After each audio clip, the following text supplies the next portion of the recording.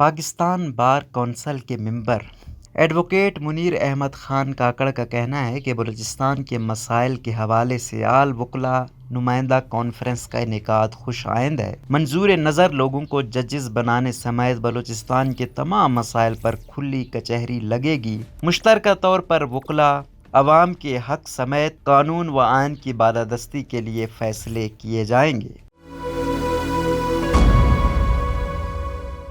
Pakistan bar council کے ممبر Munir Ahmad Khan Kakar advocate نے 31 مئی کو وکلا تنظیموں کی جانب سے آل وکلا نمائندہ کانفرنس بلانے کو خوش آئند قرار دیتے ہوئے کہا ہے کہ Pakistan bar council Balochistan high court bar association, high court bar Turbat, Sibi, supreme court bar Balochistan chapter 33 اضلاع کے وکلا پر مشتمل ایک وکلا نمائندہ کانفرنس منعقد ہوگی۔ کانفرنس میں موجودہ حالات پر تفصیلی غور و خوض کیا جائے گا۔ اپنے جاری کردہ بیان میں انہوں نے کہا کہ ہائی کورٹ کے لور لائے اور خضدار سرکٹ بینچز کی آڑ میں منظور نظر ججز کی تعیناتی پر وکلا نمائندوں کی جانب سے تفصیلی اظہار خیال کیا جائے گا۔ سرکٹ بینچز کے قیام کے لیے آج تک انفراسٹرکچر سمیت دیگر سہولیات کا فقدان ہے۔ ججز کے لیے جو نام گردش کر رہے ہیں، اس حوالے سے وکلا تنظیموں کو اعتماد میں نہیں لیا گیا ہے اور نہ ہی بار کونسل کے ممبران سے میننگ فل کنسلٹیشن کی گئی ہے۔ ہونا تو یہ چاہیے تھا کہ بارز کو اعتماد میں لے کر ججز کی تعیناتی کی جاتی تاکہ اٹھنے والے سوالات ختم ہو جاتے۔ انہوں نے کہا کہ مذکورہ سرکٹ بینچز کے لیے حکومت بلوچستان سے